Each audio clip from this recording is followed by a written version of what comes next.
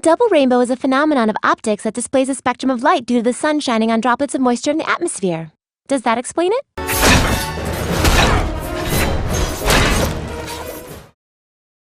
If you're following the meta, there are 5 positions on the team that you need to fill. Coincidentally, my list has had 2 champions from each position so far. I play a lot of champions and honestly enjoy playing every position with a variety of champions, but the top 5 happens to contain my go-to champion for each of these 5 roles. With that said, number 5 is my favorite jungler in the game. I was made for this. Literally. That's right, it's Zac, the secret weapon. Not only is he my favorite jungler, he's also the most recently released champion on my countdown. At the time I'm writing this, there have only been 2 other champions since. This muscular flubber was a military experiment in the mad science city-state known as Zaun. He was planned to be a bioweapon for military-grade destruction, and while the experiment had the physical results as hypothesized, there was an unintended breakthrough. The creature was sentient and actually quite friendly. He longed to be free, and 2 scientists, pitying the jovial jellyman, helped him escape. They went into hiding and raised him as their own child, shortening his title, Zaunite Amorphous Combatant, to his name, Zac. Now Zac is all grown up and has dedicated his life not to hurt people, but to protect the weak and the downtrodden in the streets of Zaun. Like Batman, only genial and, well, a green blob of slime. I'll start by saying that, like Lux, the winning factor for Zac is just how dang likable he is. He likes helping people out, he banters like a Golden Age Captain America, he's very loving to his adopted parents, and he's just kind of a big lovable oaf. Mom always said I was big for my age. He's only a few years old if you think about it, so I think part of it is that he reminds me of Captain Marvel, this big heroic guy with the mind and spirit of a child. It's amazing that Zaun, the city-state responsible for corrupted cyborgs like Victor, homicidal man-beasts like Dr. Mundo, and mutated abominations like Twitch, could also produce this heroic Harlequin heap. But onto the combat. As a jungler, Zac specializes in sudden bursts of mobility, slowing enemies, and being generally tanky. His jungle clears are interesting because unlike Skarner and Amumu, Zac doesn't have a mana bar. His spells instead are paid for with his own health. He's not the only champion to feature spending health to use spells. Mordekaiser and Dr. Mundo have similar mechanics to name a few. But his passive Cell Division turns this into a bit of a sub-game. Every time Zac hits an enemy with an ability, the health he expended flies off of him in the form of a little green glob. In the next few seconds, Zac can recollect the glob to recover the health he used up. So while fighting jungle monsters, you'll also be picking up your loose bits like a desperate melting snowman. Cell Division has a secondary feature as well. When Zac's health hits 0, he doesn't die. Instead, he breaks into little mini slimes that try to form back together like Jalhalla from Wind Waker. It takes a few seconds to reform, and the enemy can take out the bloblets and kill Zac for good if they have the time, but it will save your mucky behind on occasion. And if that sounds overpowered, at least it has a 5-minute cooldown. His abilities help him a lot when ganking as well. Stretching Strike slows those hit with Zac's Mr. Fantastic arms, and Unstable Matter is a small burst of blubber that does damage to the afflicted based on percent health, making it a good way to quickly chip down the enemy tank. Elastic Slingshot is perfect for when Zac's friends are in danger and he needs to get in on the action. It's exactly what it sounds like. He pulls back and Evel Knievel dives them. His ultimate Let's Bounce is also highly mobile. Zac bounces up to 4 times, knocking up enemies. The joy of Zac is helping out friends by heedlessly flinging yourself into a team fight and putting your all into your attacks until your all is literally sitting in little clumps around the lane. And one last thing that the designers were really smart in implementing, since Zac is a health-based champion, the more health he has, the bigger he is. And he can grow to be the biggest champion in the game, even bigger than a fully fed Cho'Gath. Zac is a lot of fun, has a lot of heart, and is always my favorite companion for hitting the jungle. It's not how much you can lift, it's how good you look!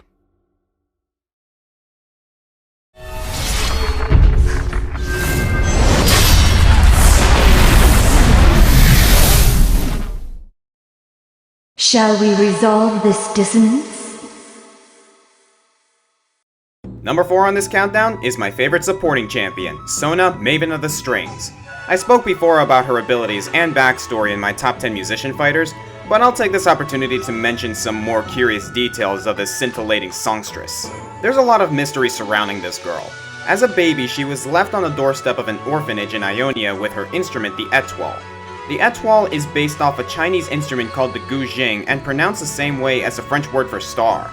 The caretakers of the orphanage tried many times to sell the strange device, but each time they sold it, the buyers would return it within days for unknown reasons, as if the étoile was tormenting them to bring it back to Sona. Eventually, a musician named Lestara learned of the instrument and traveled all the way from Demacia to teach Sona how to play it. The instrument can do much more than play chopsticks though. Not only does it allow her to communicate telepathically with her summoner and play gorgeous music that even Jericho Swain has fallen in love with, she can also use it to inflict bodily pain. In her judgment to be accepted into the League, it was revealed that the étoile, moving on its own, killed Lestara when she tried to take it away from Sona one fateful evening. Yeah, behind this silent beauty, this girl's got some serious issues. Knowing that, doesn't it make all that telepathic link stuff just a bit unsettling? From my mind to yours. The étoile is as much a blessing as it is a curse, and only Sona can hope to keep it in balance. As I've said before, Sona is easily my favorite supportive champion. Not only do her spells help her do damage to opponents, speed up the party, or heal injured allies, the last song Sona plays creates an aura of either offensive, defensive, or movement stat buffs. Given Sona's generally Chinese-inspired design, I've always interpreted that the 3 songs that she plays have a correlation to the 3 main Jing of Taoist philosophy. You know, that thing Boomy talks about in The Last Airbender? There's a stance for attacking your enemy, one for fleeing or evading, and one for standing your ground and playing defensive. Sona not only fills these 3 roles herself, her auras help her team adjust to any given circumstance. It's fun to build Sona with a lot of aura items like Banner of Command, Locket of the Iron Solari, and Will of the Ancients, so that just standing near teammates gives them 8 different stat boosts. But even without a lot of items, Sona does her job extremely well, so feel free to give your carry all of the minion gold. Some newer players may mistakenly think that playing support is a mindless job, dropping wards and letting your carry farm the minions. But there are certain supports whose kits make them better for a different style of attack damage carry.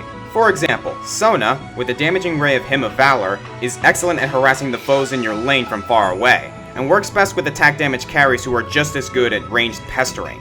Draven, Caitlyn, and especially Ezreal all get extremely dangerous if a good Sona is giving them extra firepower. And although Riot Games has called Sona the easiest champion to play in the game, like any good champion, she has a deeper strategy that makes mastering her incredibly rewarding. In this case, it's her passive, the Power Quartz. After using 4 spells, Sona's next basic attack deals bonus damage.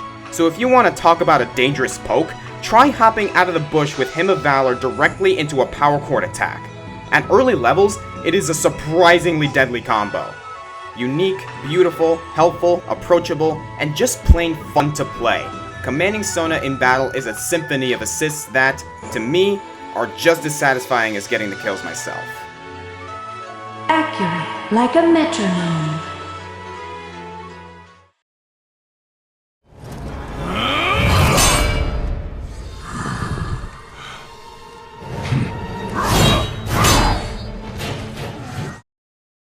If you'd like to play with me, you'd better be sure you know the game. Coming in at the anti-penultimate spot, my favorite mid-lane ability power carry in the game is Ahri, the Nine-Tailed Fox. Yeah, I'm sorry I'm retreading a lot of old ground here in the top 5. Ahri has been a topic of discussion in my top 10 femme fatales, and for good reason. There are a lot of women in the league who are scantily clad or who drop a lot of innuendos in their speech, but Ahri literally uses sexual tension as a weapon. But I'm getting ahead of myself. For a quick refresher, Ahri started her life as an ordinary fox in the southern Ionia, and though she lacked the intelligence to express it, she really wished to be something more. One day she walked into the grisly scene of a battleground, bodies strewn everywhere. One soldier, a mage on his last few breaths, drew her attention, and rather serendipitously, she inadvertently acquired his power, allowing her to absorb life essences. By doing so, she became half human, but that wasn't enough for her. She wanted full humanity. She spent the time traveling Valoran, using her new feminine wiles to lure unsuspecting men and suck out their life essences, becoming more human with each deceit. And though her desire to be human never faltered, the time came that her partial humanity gave her something she wasn't expecting, a conscience. Suddenly, she knew that she could not continue her mission at the expense of other lives. She joined the League of Legends shortly thereafter, hoping that there she could gain connections to find another way of completing her transformation. Her lore page gives a very fitting, profound quote: "Mercy is a human luxury, and responsibility." So, story-wise, it is established that Ahri is an experienced charmer. This also plays well into her design. Her outfit is flirtatious but respectable, following Ahri's own character arc perfectly. With characters like LeBlanc and Morgana flashing all kinds of skin, it's nice to see that Ahri, who literally made a living off of manipulating men, still dresses herself with a sort of Orient dignity. The character designers also made her look fox-like in a very tasteful way. The ears, the eyes, her signature 9 tails, but they didn't go too far. And according to the chart, since she has furry skin like a human, she isn't in the realm of furry. In fact, Ahri herself is kind of a reverse furry if you think about it. And as a mage assassin, Ahri is just incredible. Her spells are very powerful, can be chained together, and still take enough skill to make you feel accomplished as you rack up the kills. Not to mention, her passive Essence Thief gives you spell vamp on your next ability if you hit enough targets, which in layman's terms means that she can get lifesteal but with magic instead of physical attacks. Hitting a lot of opponents is easy thanks to her Orb of Deception, a boomeranging ball of chi that is also one of her biggest sources of damage. Foxfire, besides being a great nod to the East Asian mythology surrounding the character, creates 3 fireballs that automatically target the nearest foe. Charm, going back to her femme fatale angle, is done by blowing a kiss that is represented by a signature pink heart. An enemy hit by this is momentarily charmed and walks dumbly towards the alluring Ahri. A great way of disabling an opponent, but since it can be blocked by minions, you have to be smart about when and how to fire it. And her ultimate, Spirit Rush, is so good on so many levels.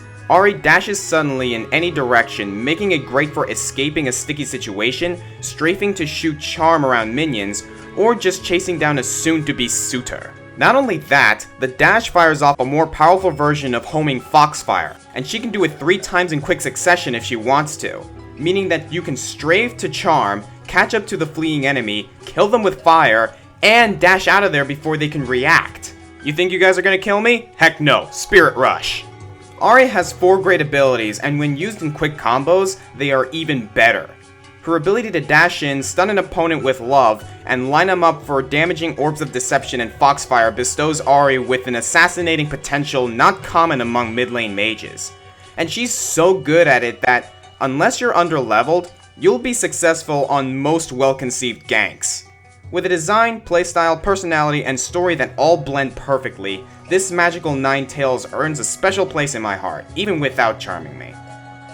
Should I make your pulse rise? Or stop?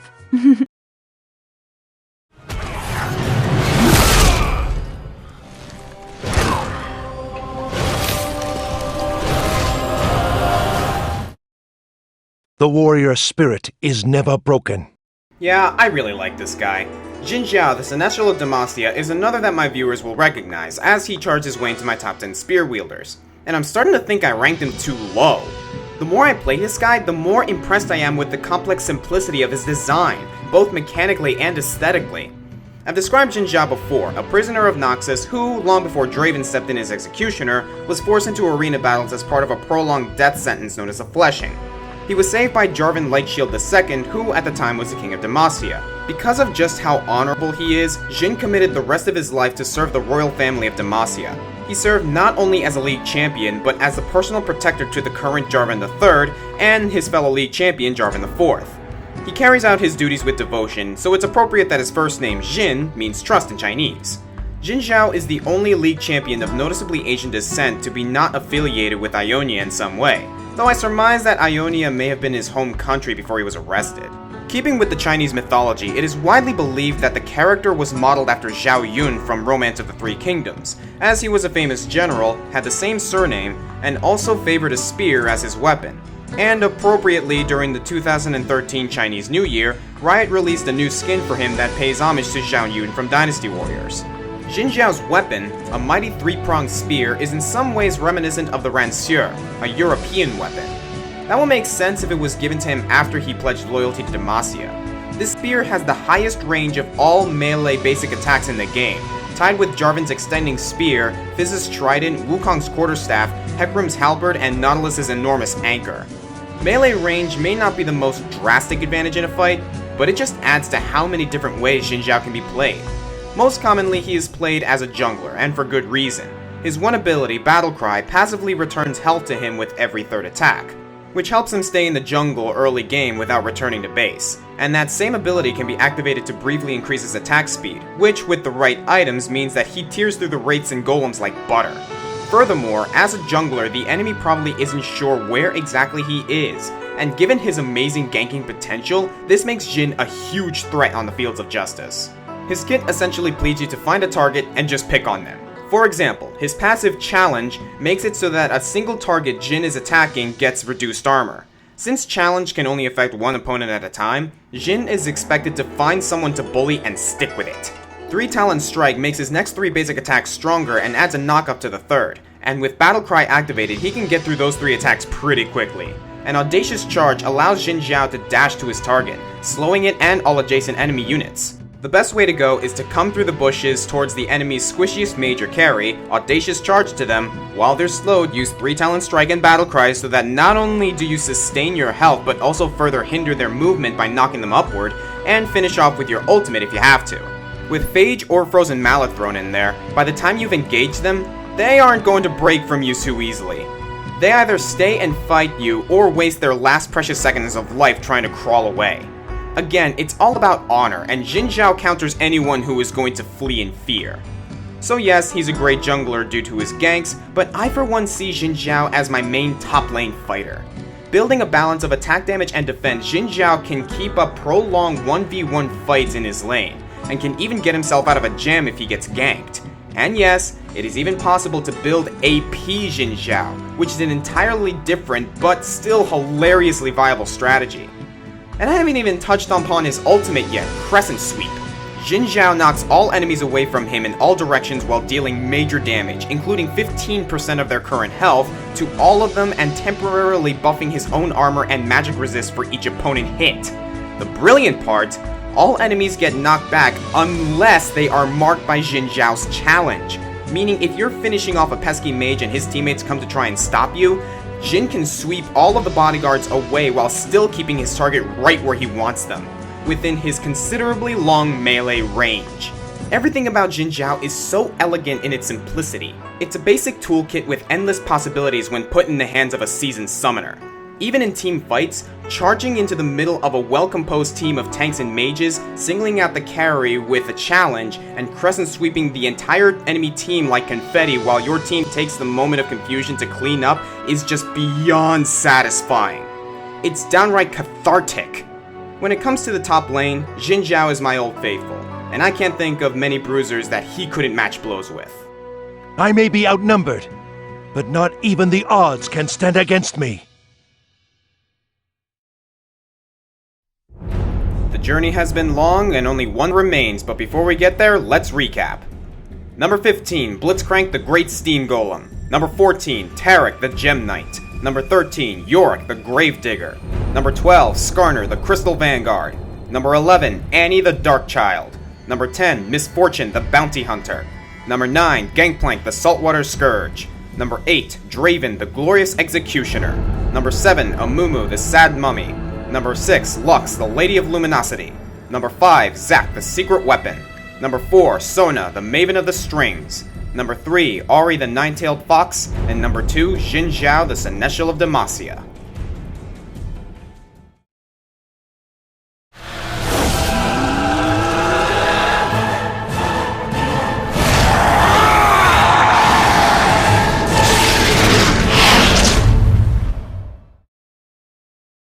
Meet the long gun of the law.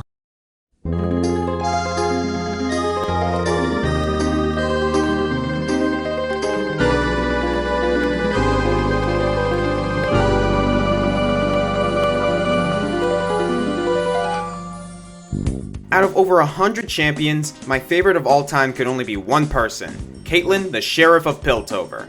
And yes, the number 1 on my list is yet another champion I've used in the previous countdown. But I feel more than justified placing her here. I mean, if I claimed any other champion as my favorite, I would just be lying. Caitlyn is without a doubt my favorite, and the list of reasons are as long as her ridiculous sniping range. There are the simple reasons. Generally, my favorite weapon in a first-person shooter is a sniper rifle, and I like snipers in general. In fact, I have a whole countdown for that if you're interested. Caitlyn is also a main figurehead of Piltover, my favorite city-state in the League mythos. Piltover is a city of progress, a steampunk utopia like Midgar, only cleaner, where the top minds in the world weave magic and technology to make the continent one of peace and harmony. But sometimes not everyone is so harmonious, and that's when you need someone to keep the peace. That's where this foxy sniper comes in. From the age of 14, Caitlyn discovered that she had an incredible talent that would decide her career path. No, not sniping, she would get that later. Caitlyn was born an expert investigator, able to perceive a situation and determine an outcome to any crime in a way that would earn even Miles Edgeworth's approval. In time, Caitlyn became sheriff of this marvelous Magitech Manhattan. Caitlyn also has a lot of ties to other League champions, which makes for some fascinating lore. She's constantly after an unknown cat burglar who is yet to be revealed, but in the meantime her greatest rival is Graves the Outlaw. Funny that he uses a shotgun, an extremely close-range firearm, while Caitlyn touts a rifle. She also has to keep her eye on Graves' ex-partner Twisted Fate. Sure, Jarvan IV, Fiora, and Quinn may be League's first love triangle, but Caitlyn, Graves, and Twisted Fate gave League its first hate triangle. Caitlyn also has her deputy Vi, the bad cop to Kate's good cop. And though he's more involved with Piltover's foreign police than theft regulation, I'm still waiting for some kind of Caitlyn Jace character grouping. I'm not shipping, I'm just thinking aloud. I know it's silly of me to be so invested in the lore of a game that only serves to justice the arena fights, but the backstories are so meticulously crafted that, along with just how much fun the game is to play, it keeps me all the more invested in playing, and Caitlyn's quest for justice is one of the finest examples of that.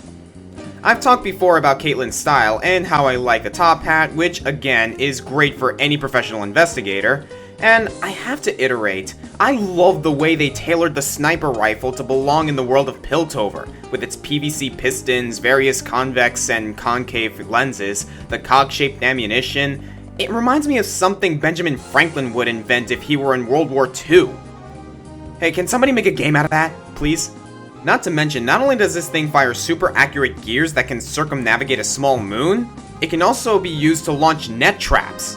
Speaking of traps, it's time we talk mechanics. Caitlyn is an attack damage carry, and my favorite for that matter.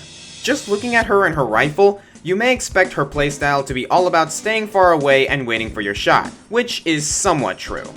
Like any good attack damage carry, you're going to need to get in there and get gold from minions to build the items you need, and her strategy is just as much about sniping as it is about anticipating your opponent, much like the investigator she is.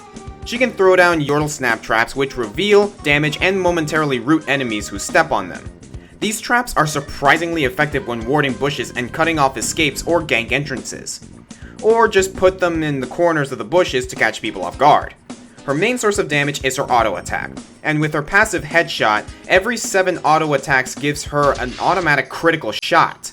Knowing this, you can time your minion kills accordingly to save her headshot for the enemy champions. Occasionally while attacking, you'll also want to throw in her Piltover Peacemaker, a skill shot that does even more damage and shoots through minions.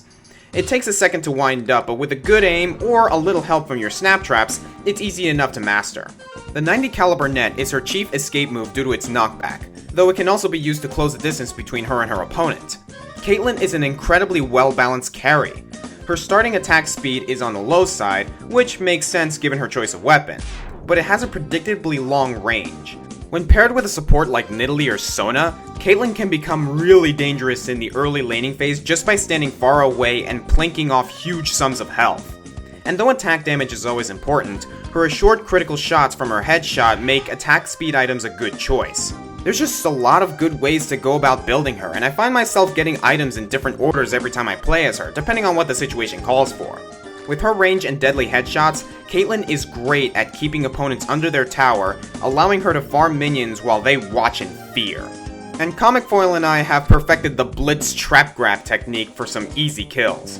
Put a trap in the bush, have Blitzcrank stand on it, wait for him to grab, and presto, they're ready for their close-up. And once again, there's her ultimate, Ace in the Hole, a high-powered, high-range snipe that is practically unavoidable once Caitlyn gets a lock on her target. Caitlyn has low defenses, and even if you build her with better health or lifesteal, in team fights you'll want her out of harm's way, so by mid-game, her back row sniping really comes into full bloom. And you start to really appreciate that range when it keeps you out of Anivia Blizzards and Alistar knockups. And when you see an escaping enemy at low health, it might be the time to line the sights for Ace in the Hole. But notice earlier I said almost unavoidable. Almost. Well, this brings me to one quality about Caitlyn and most of my other favorite champions that many people might not consider. Counterplay. Yes, an overpowered champion is fun to play. It's fun to terrorize people with blitz grabs or drive them crazy with Teemo's exploding mushrooms. But are they fun to play against? Not really. This is what I like about the majority of my favorites. They are not only fun to play as, but also to play against. They feel fair. Granted, League is very good at balancing its characters with bi-weekly patches, updates, and reworks. But let me cite Caitlyn's ultimate as a fun but really fair game mechanic. When you select Ace in the Hole and click on the target in range, Caitlyn lines up her sights, and then, even if they get farther away, use Flash or some other short-range teleport, or hide in a bush, Caitlyn can follow them and will put one between the eyes. Of course, it's not the most destructive move in the game. Even with high attack damage stats, you're going to want to wait until the target has low health before unleashing it, unless you like wasting your ultimates. But not only can Caitlyn be stunned out of her ultimate while aiming, there is one way that a target can escape. One of their teammates can dive in front and take the bullet, and I think that's amazing. League of Legends is a team game after all, and not only is Caitlyn really powerful and fun to play as, having her as an enemy and using Ace on you will occasionally give you these split-second dilemmas. Can you heal in time, or will your tankier friend be willing to take the damage in your stead, or will you just fall over and die? This means that as a player against Caitlyn, you have the last defense and, in the case of that tank, the chance to play the hero.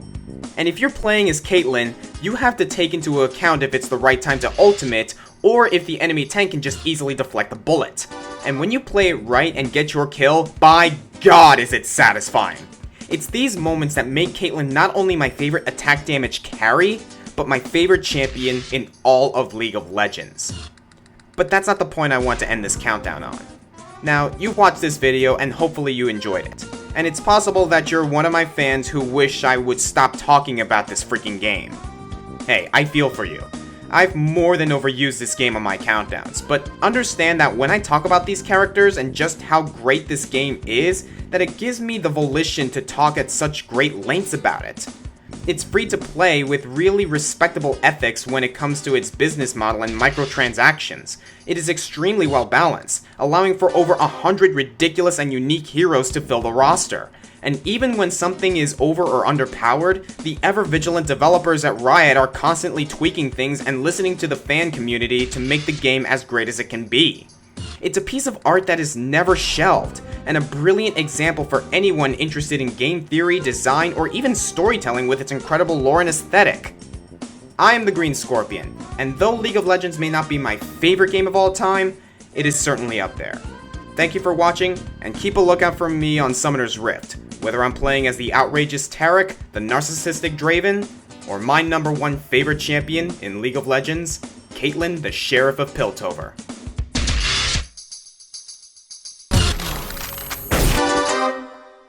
Aced.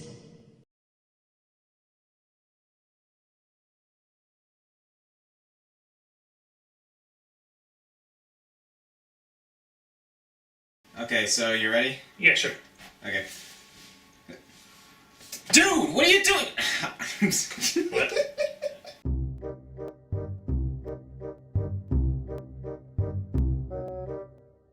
No, he isn't. I'm looking at the camera. Don't look at me. Sorry. You're breaking the fourth wall. Hi. Hello. No, he isn't. Who are you anyway? I'm the...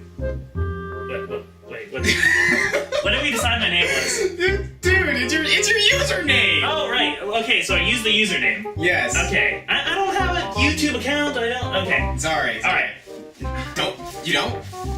Well, no. I mean, like, I think I made one, like, just to, like... Just to like, subscribe to people. Just to get free League of Legends champions. Alice Alistar? Yeah, you get free Alistar. Right. Anyway. We should like start off. I'm like off screen and just does like blitzcrank. Dude, what are you doing here? I'm making a countdown. Can we start that? When you started talking, I was like looking over there. Dude. Okay. Again. I'm not a TV actor, right? You're an actor. I'm not used to this thing. It's. Okay. I like wrote a large portion of this. You think I knew what it was? Yeah, you did actually. I'd like the record to show that the Green Scorpion has this little like chibi Dalsim on, and it is adorable. Do you see this? This is amazing. Okay. I got that as a Christmas present. He is. He's even like yoga firing. He's like. Actually, I think I have a little yoga. Yeah. Oh, there's a card. I got the little yoga fire right here. Oh, and like she's like a little fire out of his mouth. Okay, scrap this countdown. We're going to do a video about Dalsim, like the little Dalsim figurine. He's cute. Top 10 reasons why this is amazing. Yoga fire. Just yoga fire. That's number 1. Is yoga fire. Yoga fire. That's also number 3 and 7. That was very like Urinetown the last one I did. Oh well, gee whiz, Oscar. You're in town. Yeah, I'm gonna try and make that. I'm gonna try and make it less Urinetown.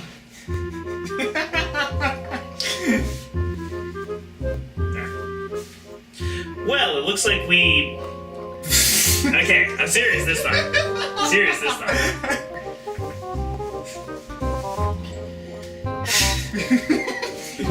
Just give me a second. You got Urinetown in our heads, man.